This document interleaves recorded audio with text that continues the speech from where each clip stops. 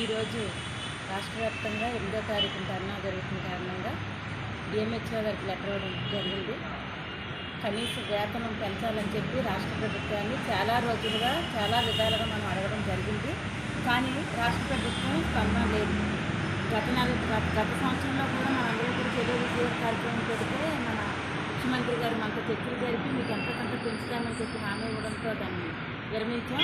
మనం రేపు 8వ తారీఖు నాడు పెద్ద ఎత్తున చెడో విజయవాడ కార్యక్రమాన్ని ప్రతి ఒక్క ఆశా వర్కర్కి వ్యతిరేకం చేయాలి.